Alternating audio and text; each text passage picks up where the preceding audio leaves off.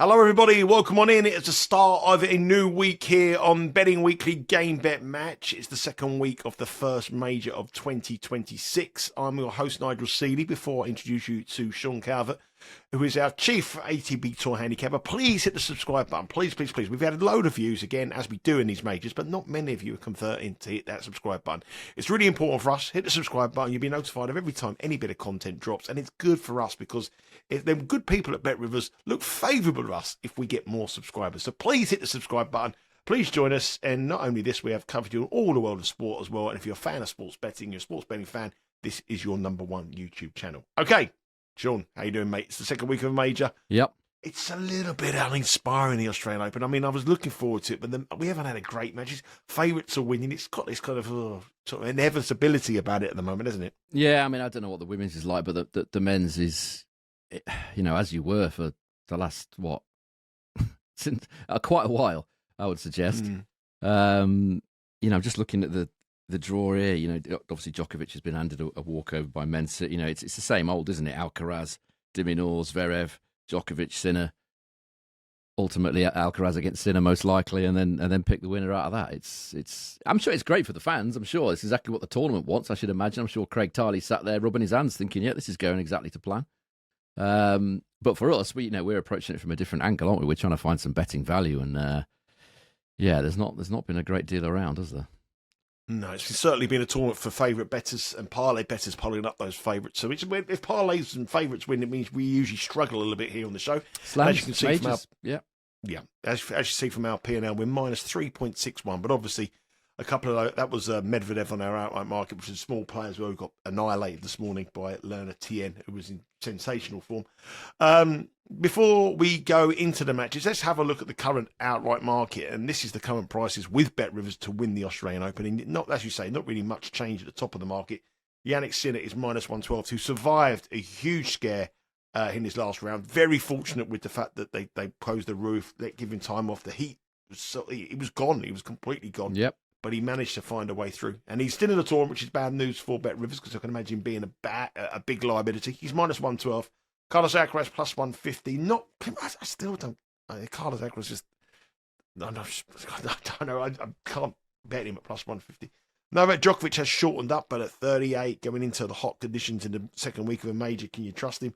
Alexander's ever 14. Alex de Minaur running into Alcaraz always gets beat by him 30. Lerner Tien, the story of the tournament, I'm guessing. 40-1, the young American. Ben Shelton's playing really well. 50s. Taylor Fritz, 50s. Musetti, 66. Casper Ruud, 90. And Darderi, 251. A lot of them, good week for American tennis, both in the men's and the women's. 3 men's US players in the men's draw still through, and many women as well. So, I mean, it is pretty much as we were, but if you were looking for someone who's impressed you outside the top 2 with anyone you would have a little bit of a pizza money on? I think... I'm worrying about this even when I'm saying it, but I think Zverev is playing very well. The problem with him always is in his own mind. But if he can carry on playing the way he's playing, and for so many years, people, myself included, just want him to play that way. Big serve, attack with that forehand, come into the net if you want, be aggressive. Dominate with the weapons that you've got.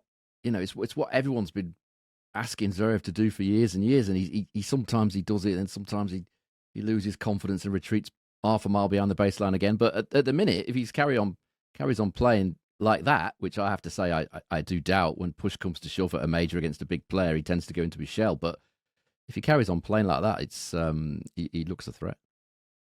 Now, the most off the court, the biggest talking point in the last couple of days has been the heat over in Melbourne. The fact that there's lots of stop-starts, players coming off, an advantage for Jannik Sinner.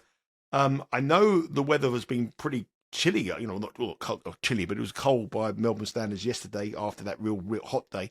Tomorrow seems okay-ish, but Tuesday, we're not going to record on Tuesday. We record on Tuesday. But Tuesday, as we go into the week, it's going to get really hot again, isn't it? Yeah, but we won't be looking at those matches because they'll be finished by the time we record. But yeah, Tuesday's 42 degrees. That's even hotter than the day we had. I mean, with this heat policy now, does it make that much difference? Because when it's that hot, they just start the matches with the roof on. It's all air conditioned in there. On these main courts. The outside courts are kind of irrelevant now anyway, but at the outside courts, they don't start matches if it's over a certain temperature. I mean, the other day, a classic case of Sinner getting away with it, because if he'd had to play all that match outside, it's game over. But the way that the rules are now, I mean, the Australian Open is slightly different to the ATP new rules that they've brought in. But if it hits a certain temperature, they get a 10-minute break at the end of the second set. Then if it's a higher temperature, which this obviously will be, the roof will be closed from the start, I should imagine. So it's air conditioned in there, so that kind of takes that out of the equation a little bit, really, which is fortunate if you happen to be Jannik Sinner. Yeah, and they make it an early start, didn't they? They made it and an they hour make and a it half earlier, early. yeah. So it's good in the sense that they have a lot of majors, particularly, I'm thinking of particularly Wimbledon here. Well, we're not starting till 1 o'clock. Whatever happens, don't care if it's raining for 3 weeks solid after 1 o'clock. It's fine in the morning. We're starting at 1, not a problem. The Aussie Open has said, look, let's been a bit flexible, moved it around. That's a good thing. But yeah, if it's going to be hot, and it's going to be on the day, I think, when Alcaraz and Djokovic play, isn't it? So from a Novak Djokovic point of view, even with the roof closed, it might be a little bit of a test. But it's the aircon. It's not brutal like it has been before. It needs to be about 30, sort of 33, 34ish for it just to be under that threshold. Then it's still really quite hot, but not hot enough for them to go off. And then you might see some interesting action. But 42, I just think they're going to start with the roof on. Yeah, and that is the matches for tomorrow. So that'll be the men's quarterfinals where that real hot conditions are going to be. So we won't have that covered. So just bear in mind, I think Sean will do something on the Instagram account for you on that. And make sure you subscribe to us across all socials at Because We Win. But we've got 3 matches, and now because this morning news come out of Melbourne that Jakub Mensik retired from the tournament, pulled out with another abdominal injury, which means Novak Djokovic has a bye through to the quarterfinals, which is good for him. No rest, a little bit of rest. It's perfect for him. Yeah. So hence the reason why he's been cutting the betting to $9. He's through to the quarterfinals. But we do have 3 matches we are going to go through, breaking down all the play. Let's start off with the first one this evening. It's 10 o'clock Eastern time. It's the match involving Lorenzo Musetti and Taylor Fritz. I couldn't believe it on the live rankings, but Lorenzo Musetti's up to number 3 in the world currently as we stand in the world. He's up against Taylor Fritz, but he's the dog here. Taylor Fritz is the favourite with Bet Rivers. And quite a heavy favourite as well, really, when you consider that. Minus 139 for Taylor Fritz, who has had injury problems coming into the tournament. Plus 112 for Musetti. 1.5 is the spread. Total here is high at 40.5. Nothing between the two of them in their previous matches. They played 6 times, 3 wins apiece. They've played once in the quarterfinal at Wimbledon at a major, and that was a 5-set win for Musetti. And he also played in Wimbledon back in 2022 in round number 1, where Fritz won that, but that was their first meeting, and Lorenzo Musetti is a much better player since then. Looking at their route to the final, Musetti come through a long match against Thomas Mahak. Fritz has been pretty good, difficult route, really. I mean, Royer was a tough round 1 match. He lost a set there, and he also lost a set to Stan Wawrinka, and had to beat the crowd, but he did what he had to do. I'm quite surprised, if I'm being totally honest with you, that Taylor Fritz is such a heavy favourite in this match. I genuinely think this is a little bit closer than those odds suggest. Yeah, I think it's a pick-em. I think it's slight value on Lorenzo Musetti here. I think there's a decent chance for him in this match. I'm just not at all convinced about Fritz this season. He has certainly been below par this year. Knee issues that he talked about, that he said he might have to stop for a while. I don't think that's just gone away. He certainly hasn't been convincing so far, and he doesn't look fully fit. In that match against 40-year-old Stan Wawrinka, he was behind in the stats, really. Service points won and return points won totals. Even by the end of the 3rd set against an injured Wawrinka who had to have a medical timeout, he was behind in the stats. Even at the end, it was 100-100 in the totals. So Stan Wawrinka played a 5-set match previous round, 40 years of age. It was a struggle for him, wasn't it? But if he'd have been fit, Wawrinka, that could have been very interesting, because Fritz, as I said, wasn't ahead on the stats at all. Prior to that, Royer, as you said, was beating Fritz, despite the fact, by the way, that Royer had a back injury.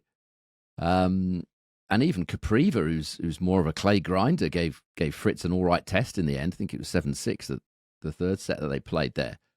I just don't think Fritz is on the level at all. I think a lot of it, has probably got to do with that knee injury. If you look at what they've done 2026 at main level, Musetti, 86% win rate. I know it's only a small snapshot in time, but 86% win rate and a service points won and return points won, total of 106. Fritz, 57% win rate and a total of 104. If you're going on that small snapshot of time, you don't make Fritz favourite. Fritz winning only 33% of return points so far this season and only 51.8% of second serve points. And he's not played elite players, you would suggest. He's just, at this moment in time, he's leaning quite a lot on that first serve, which is still very effective. 81% first serve points won. So he needs that to be firing to justify the fact that he's minus 139 here. The head-to-head, there's not much in it either. If you look at the last three, the others are probably not that relevant because they're too long ago. The last three service points won and return points won totals. Fritz a slight lead, 101 to 99. Very, very slender lead. But in those three matches, Musetti's actually held serve quite a bit more often than Fritz has. Musetti's held serve 84% of the time. Fritz 79% of the time in those three matches.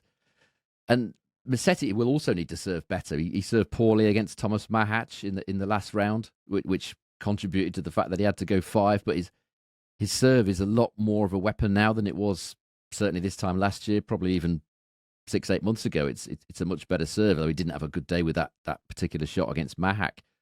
The day conditions is potentially a bit of a leveler, that you'd think would suit Taylor Fritz. So with that in mind, it's just going to be half a point. But I think there's a slight sliver of value on Musetti here at plus 112. I don't think Fritz is playing his best at all with that knee issue. No, I have to agree with you. I think this is, I was going to say, I thought this would be a slight, very marginal favourite for Fritz.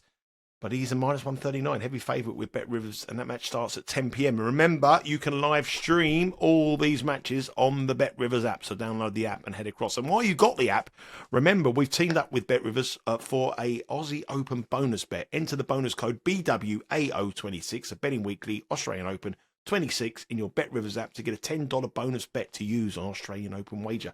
That code again is BWAO26. Offer expires on the 31st of January at the end of the tournament. Must be 21 or over. Eligible players only. Gambling problem, call 1-800-GAMBLER. And also, when you log on to Bet Rivers, you can receive a daily Australian Open profit boost to use on the day's matches. You might want to use that on the Lorenzo Musetti match or whichever another bet we may have, and we may have a bet on the next one. The next match, went down. Right. Funny. Yeah, just got a bit of cough.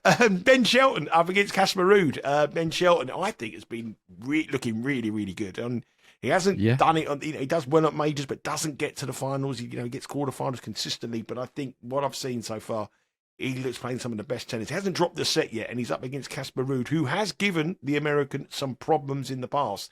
It's Ruud at least head-to-head 2-1. One win in 2022 was the only win for Shelton, but Ruud has won their last two matches in Barcelona and Acapulco. This, though, I think the conditions will suit Ben Shelton, who has been serving superbly and looks good. He is a favourite. He's a heavy favourite. Minus 177 with Bet Rivers. Casper Ruud is plus 140. Spread here is 2.5. And again, the total is high. It's 40.5. We're into the 40s now. We started off with the sort of the 35, 36. As we get into round two, we get into the low 40s. Same as the temperature. Over and under 40.5 with the temperature of the games. What do you think? I like Ben Shelton. I mean, I don't think I'd bet him at minus 177, but I think out of all the players who could give Sinner and Alcaraz a trouble, if the conditions get hotter for him, I quite like him. I think he's looking good at the moment. And I think I'm taking out of him. I'm looking ahead for like Wimbledon and things like that. Ben Shelton could be a factor. Possibly. I mean, you've got to look at his record against the big players. It is pretty awful. The other factor here is that it's a night match, which will certainly favour Casper Ruud, you would think. But I think what's interested me about Casper Ruud, he's absolutely crushing the ball this Australian Open so far. If we look at the numbers, so far this Australian Open, I know it's only 3 matches, but 96% holds the serve, Casper Ruud, 79% first serve points won, 0.82 aces per game. Those are almost Shelton-like numbers, and the Shelton numbers are slightly better, but not by much. 96% holds, exactly the same. 81% first serve points won, a couple of percent higher, and 1.05 aces per game, just a little bit higher, but you expect those numbers from Shelton. You don't really expect them from Casper Ruud. If we look at what Casper Ruud did last year on outdoor hard, 84% holds, 73% first serve points won, 0.56 aces per game. Now he's way bigger than that, better than that. Way more holds, way more first serve points won, far more aces per game. He's playing a lot more aggressively. And he does lead the head-to-head over Shelton, but you would have to say that both of his wins did come in slow conditions. One on clay, you would 100% expect him to win, and the other one I think was in Acapulco, which is a pretty slow, high-bouncing hard court. That said, Ruud has held serve 89% of the time against Shelton. And the return points won for both men has been very low in this matchup, 31% and 33.6%. There's a lot of interesting stats in this match. Ruud, I've looked at what Casper Ruud's done against the big servers in my database. He's actually won 16 of his 17 matches against the big servers in my database on clay. Again, you might potentially expect that. But if you look at on outdoor hard, he's won 8 and lost 10 against that same group of players on outdoor hard. And you would have to say that he's certainly vulnerable to big hitters like Shelton on a quick hard court. The reality is this match is going to be played in the evening, so will it be that quick? Ruud will be very happy to see the fact that he's playing a night match, that's for sure.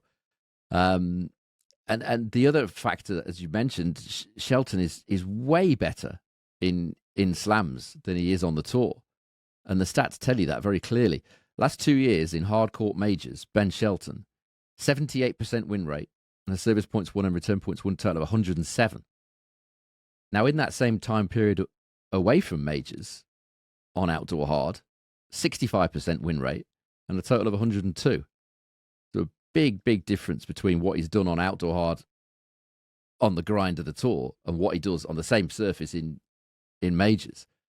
So it's a bit of a quandary, this one.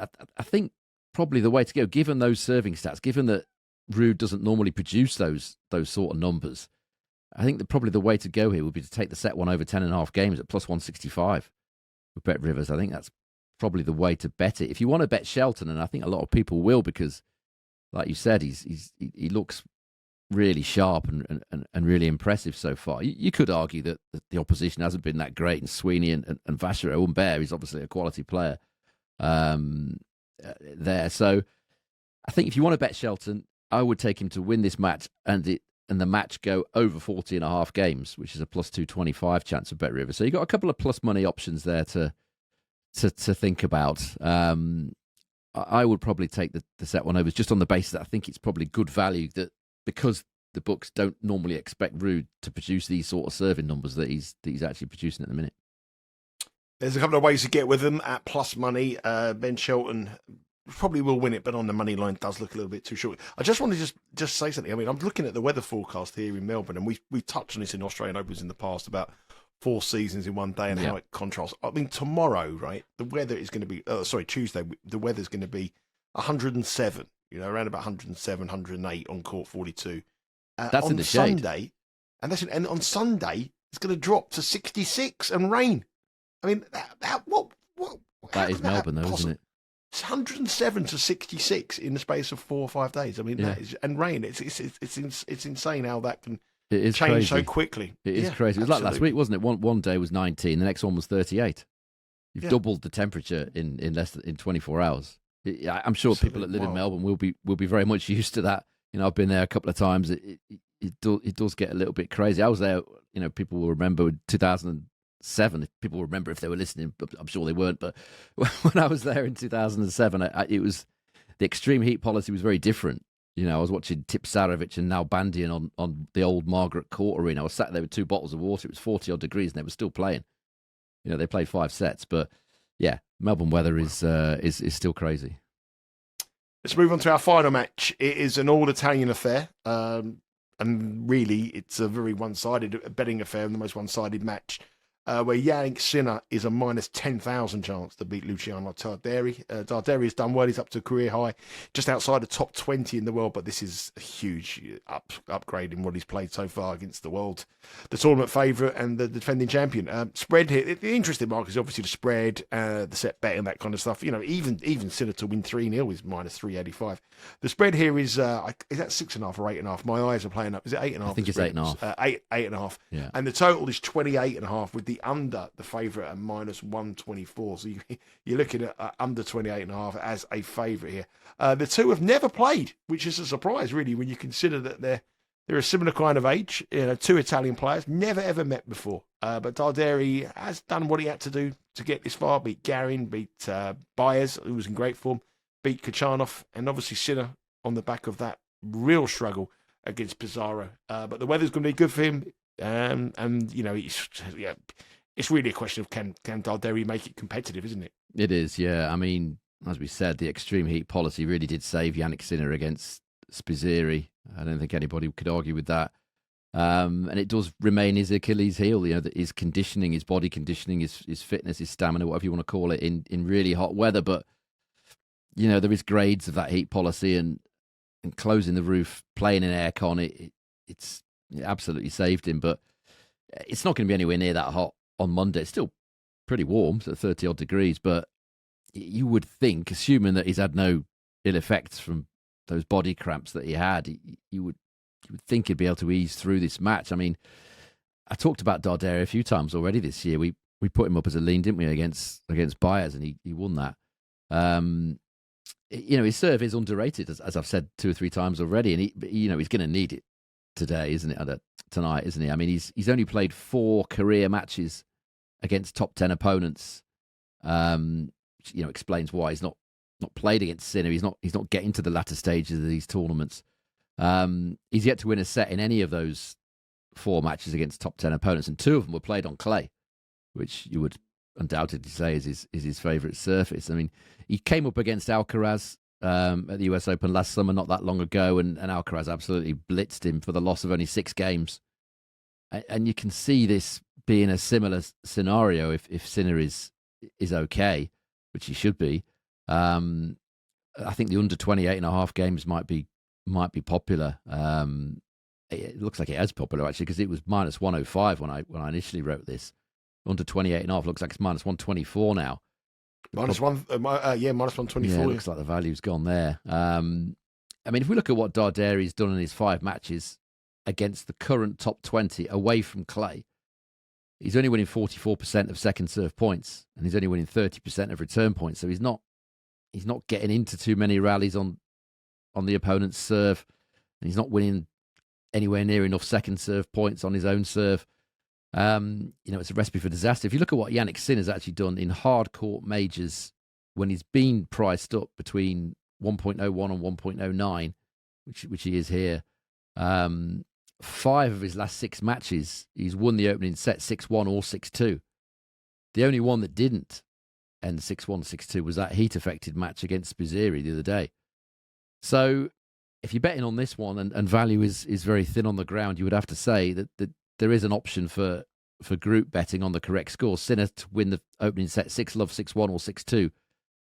When I checked earlier, it was a +150 chance with Bet Rivers. So you've got the 3 scores there for Jannik Sinner. He's proven that he's done it on many, many occasions recently against this sort of caliber of opponent, and it does look just a matter of how many games that Darderi is going to win. I don't think it's going to be that many. Remember, on the Bet Rivers website, you can move the toggle down. So if you want to play 27.5 and get a higher number for you, you can do that. Yep. So you have the option to go down a little bit low. You can go 26.5 if you want to take Sean's advice, but 6-0, 6-1. 6-2 is the way that Sean sees that in the opening set. So no shocks, really. Again, on the tournament, it's a tournament of underdogs, but perhaps Musetti, a tournament of favourites, perhaps Musetti could be the best dog. Before I go, just remember that offer from Bet Rivers. It's the way we've teamed up with Bet Rivers to give you the offer. It's Aussie Open bonus offer. Enter the bonus code BWAO26, betting weekly, Australian Open 26 in your Bet Rivers app to get a $10 bonus bet to use on an Australian Open wager. BWAO26. Offer expires on January 31st. The end of the tournament must be 21. Eligible players only. Gambling problem, call 1-800-GAMBLER. Also, when you log into Bet Rivers, you can receive a daily Australian Open profit boost to use on any of the day's matches. And you're running out of time for that offer, so make sure you take advantage of it. Sean, if anyone wants to take on the offer, what's your bets? They might want to be involved in your bets. Yeah, it's just going to be a half a point wager on this particular occasion. It's Lorenzo Musetti plus money. I think it's plus 112 for Bet Rivers to beat Taylor Fritz. Half a point on that is the advice for today. Yeah, obviously as the tournament goes on, the value does eke away a little bit, so bets become fewer and far Myself and Tim Dennis will be back tomorrow on Betting Weekly WTA, looking at the women's draw. Myself and Sean will be back on Tuesday and Wednesday. Remember, they are exclusive picks. A lot of exclusive picks on our Instagram account, and we've got a lot of new subscribers on there. Lots of content on there. We're going live, Betting Weekly. We're going Instagram live on the Because We Win account at halftime in soccer matches, giving opinions as there. And there's a lot of new options and new content for you, fresh from all the crew. So make sure you subscribe and follow us on that at Because We Win as well. Okay, that's it for today. Have a good rest of your weekend, Sean. Take care, and we'll speak to you again on Tuesday. Have a best of your weekend, everyone watching, and good luck with your wages. And again, speak to you tomorrow with myself and Tim Dennis, looking at the women's draw on Betting Weekly WTA.